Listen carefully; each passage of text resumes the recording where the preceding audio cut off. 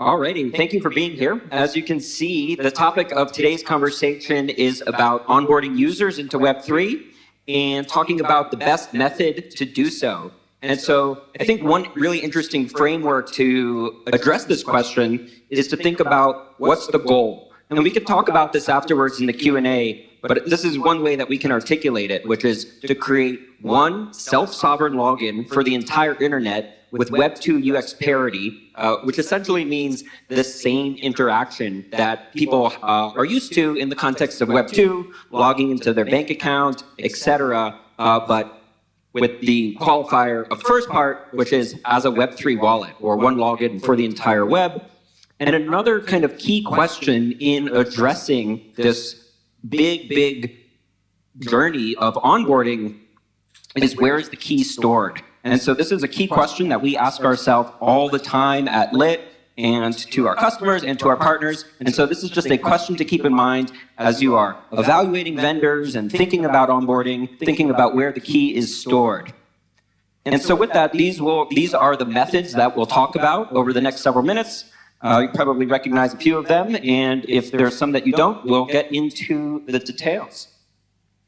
So starting with self-custody and using this framework of self-sovereign and Web2 UX parity, as you can see here, self-custody gets a gold star. The gold star, self-custody is awesome, self-custody is amazing. It would be really beautiful if we lived in an entire world where everybody wanted to be their own bank. But the reality is that is not the case because you have to custody a seed phrase. And for many, it's a real privilege to do self-custody, but for a lot of others, it's a burden. Especially if you think about in other countries, you have these 12 words in this foreign language to you, and you have to custody them, but potentially remember them.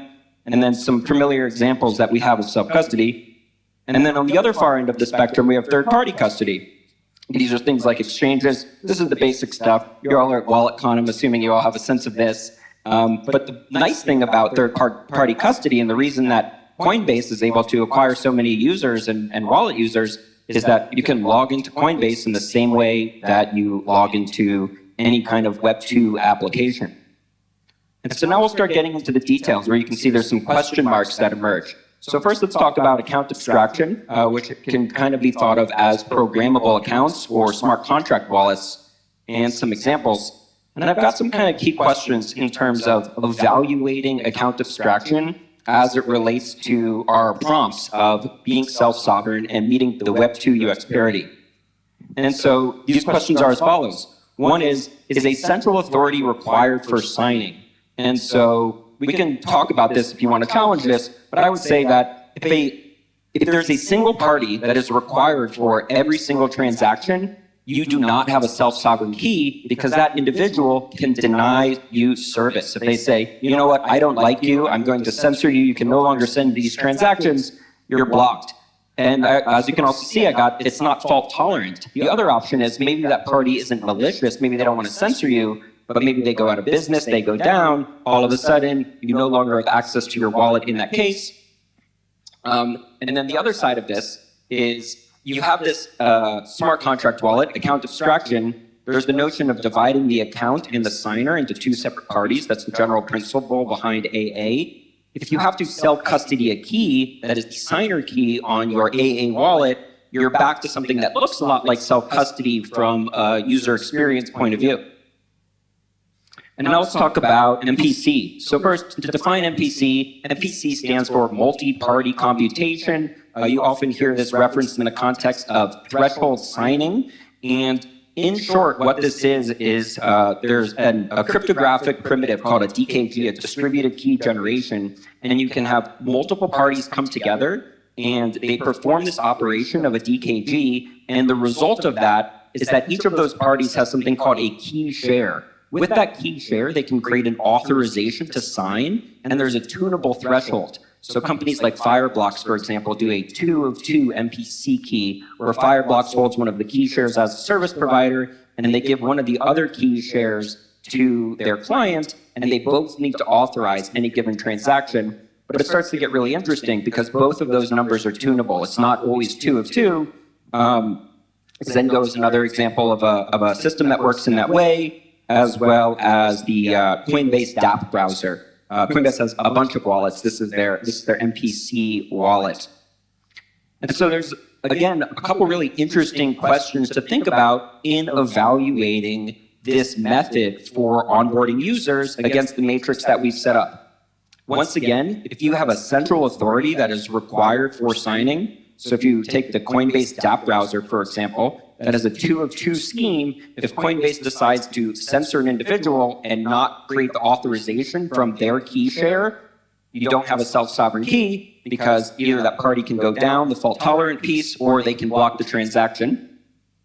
The other aspect is, once again, if you're asking the user to custody any kind of private key material, whether it's a whole private key or a seed phrase, and the login process requires somebody, once again, saving a PIN code or saving a 12-word seed phrase, you've lost the thread as it relates to meeting that goal of having Web2 UX parity, because there's a really nice perspective that I've heard about startups and products, which is like, all of the best ones are just one button. Uber is one button. You push it and a car comes. And wallet onboarding, that's the bar to meet. Is one button, or in the case of multi-factor authentication, setting up your authentication methods and moving forward. And then finally, there's been a lot of popularity around using OAuth methods to authorize a user to sign via MPC key. This one is a little bit more subtle and sophisticated, but here, those OAuth providers, which are folks like Twitter and Discord and Google, they are functionally like identity providers in this context. And if they ever decide, hey, we don't want this person or this whole set of wallets to have access to this wallet, they have the authority to shut that down at any point, which is why you can see here, if one of these MPC keys can't authorize signing via things that are more self-sovereign, like SMS, like email, we both don't have the Web2 UX parity, as well as kind of missing the bar on being a self-sovereign and fault-tolerant key. And with that, I'm delighted to tell you about what we've been working on at Lit. We call them the programmable key pair. And so just to define these two aspects of this term, Lit is an MPC network. So it's not a 2 of 2 scheme, but it's 30 nodes. And the threshold for generating a signature across that network is 20 nodes. And so there's a fault tolerance built in there such that even if some nodes are offline or even potentially malicious, and then we'll talk about SEV in a second, signatures can still be processed. There isn't one central authority that is required for every single one of these interactions. And then I've got this initialism SEV up there. Inside the context of this network that we've been building out for the past several years, all of these operations are happening inside something called secure encrypted virtualization, which is essentially a black box. We've done a bare metal integration with the AMD processor where the node operator is attesting to the code that they are running. And if they try to modify the code to steal private key material or whatever it might be, the other nodes in the network will know that and won't interact with them. And so we think we've got, we've been really dedicated to try to build the most sovereign network that meets this bar of 1 to 2 clicks to get a wallet going and getting 2 green check marks here. And so I'll tell you about a few more of the primitives inside of Lit. We talked about the DKG earlier, which is this cryptographic mechanism to create the distributed key. We talked a little bit about SEV, which is this black box that the node operators can't get into in order to perform the operations around signing and encryption. And the last one is really interesting, PSS. It stands for proactive secret sharing. So in the context of building an MPC network, we were faced with a very, very interesting problem, which is, okay, you've got 30 nodes that are custodying a key, but you want to maintain these cryptographic secrets for decades, for hundreds of years, for thousands of years, for epochs. You can't necessarily rely on the same people to custody the key in perpetuity, and that's where proactive secret sharing comes in. You sometimes hear this referred to as a key refresh. This is a process that acts very similar to the DKG. Just to kind of go into the details, what it is a method for assigning out new key shares, these kind of parts of the key, using the same underlying secret. And one of the really interesting and cool advantages of this is that that new set of key shares with the new set of node operators is not compatible with the old set, but is still related to the same underlying secret. And this is a very, very interesting method for persisting cryptographic secrets in perpetuity. And so to go into some detail about how this system works, what we have built out is a system that we call lit actions, which is a JavaScript execution environment. And it is in here that the various authentication methods like decentralized multi-factor authentication, email, Google, Apple Passkey, etc., can be defined. And as you can see on the slide, there is a JavaScript function for sign ECDSA. For those of you who don't know, ECDSA is the signing curve that is used by Cosmos, EVM chains, Bitcoin, IPFS, for example. And so the logic around authentication can be encoded in this. And then we'll look at an example in a second. But 2/3 of the network needs to validate that inside of this SEV black box that we were talking about earlier in order to process the signature. And so the way that it works specifically is that JavaScript code, let's say there's a developer that wants to use this as a backend for a modern wallet with Web2 UX, would take that JS and upload it to a CID, a content ID on IPFS. That is an immutable address. And these hexagons here represent MPC nodes, the lit network. And when a user wants to sign a transaction, the nodes will grab that JavaScript, run it, also take whatever the authentication method is from the user, and as a result, each of those nodes produces something called a signature share, that authorization that we were talking about earlier. And the really interesting thing here is there's a 2/3 threshold. So no single node can basically sign any transaction unless 2/3 of the network is also aligned with sending that. And it's not like they are deciding to do this. This is all kind of programmatic and cryptographically secured. And the result is that those signature shares are collected. And once those are collected, the output of that is some signed data, such as a signed transaction, which then can make its way to a blockchain or really any other use case for signed data. If you're going to that link, what you'll see there is the ability to create a new wallet with something called WebAuthn. If you do it on Safari, you can actually take advantage of Apple Passkey. Oh, excellent. Amazing. Thank you.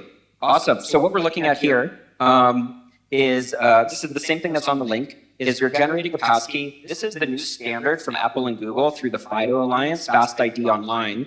And so this uses the thumbprint, biometric auth, etc., to generate a device key. That device key, that signature is validated by Lit, this MPC network. So as you can see, a new wallet was just minted. And now WalletConnect is being opened. And that's Uniswap on the right. This is 2 screens. And as you can see, WalletConnect, you're all familiar with this flow, I'm sure. Connecting to the application. And then inputting the details around doing the swap. And then in a moment, we'll see the ability to approve the transaction from the wallet. But the real cool kind of takeaway here is that there is no seed phrase to custody, but also no central authority that is holding the key. It is the network that is holding the key in this distributed sense, in this 2/3 of the network context. And the WebAuthn key, aka that device key that can be logged to iCloud in the example of passkey, is the authorized credential to sign via the distributed key. And so here, as we're talking about, we have this one-click method to create a user credential-owned key that somebody can start using Web3 without having to custody a seed phrase, and again, without having to trust a custodian. Awesome. And then we can switch back. Thank you so much. And so we've talked a lot about these things in the context of kind of like distinct categories. And I just wanted to talk about this one example, which is to say, this is like an interesting framework to think about things like self-custody versus MPC versus account abstraction. But when you really start to get into it, just like any interesting framework, the walls start to break down. And a really interesting example of that is this project called Patch Wallet. What they are doing is using both a lit MPC key and account abstraction to create an onboarding method for people to move to self-custody. And the way that it works is in one click, somebody can generate a new wallet. It is an AA or smart contract wallet with an MPC signer that's like hooked up to Google and Twitter OAuth. But when that user gets more comfortable with Web3 over time, they can call a function and eject the MPC signer and add their own self-custody signer. And so this becomes like a really kind of smooth on-ramp where people who do want to opt into self-custody, which is like really, really awesome, gold star, can do so over time. And then I'll kind of finish this, and then we'll have hopefully have some time for questions with this question around where is the key stored? And so right now we're in the midst of distributing this network, and it's going to launch in the middle of the year in mainnet. It's in developer preview right now. There's many teams that are building on it. And it takes a village. We are not a centralized service provider. We are building a network. If this is fascinating to you and you want to operate a node in this network, there's a form, contact us form right on the website on litprotocol.com. Love to hear from you about that. Or, of course, if there's anything else that I can clear up. And with that, thank you for your attention. I would love to take a couple questions, if there's time. Hey, how does incentivization work for the nodes operating the... Yeah, excellent question. So we're in the midst of setting up a Swiss association, and so just like any service network, like Ethereum or Chainlink that provides a service, there's the supply side and the demand side. So the demand side pays, and the supply side gets paid. There's a question over here too, maybe. Hi. Hello.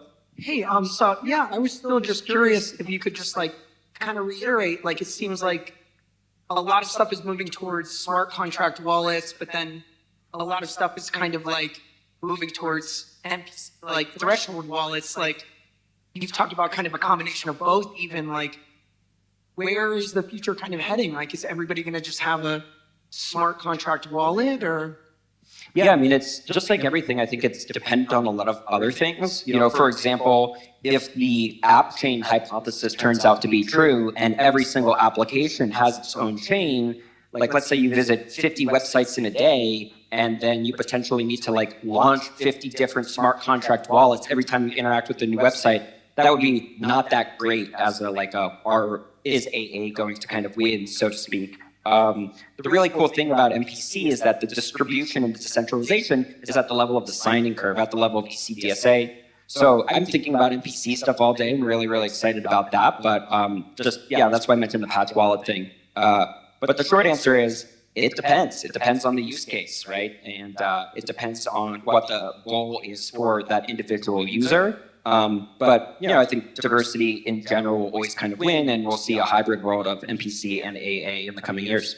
Great question, though.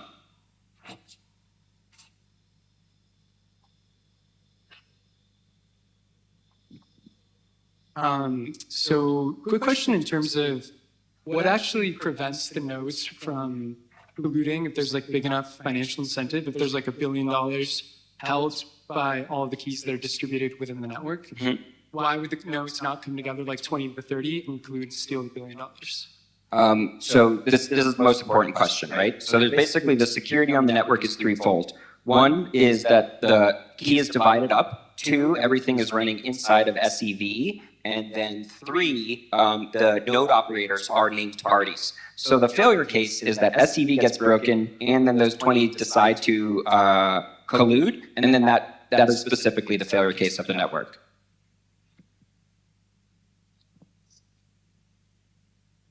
All right, let's give it up for David. Awesome. Thanks for your time.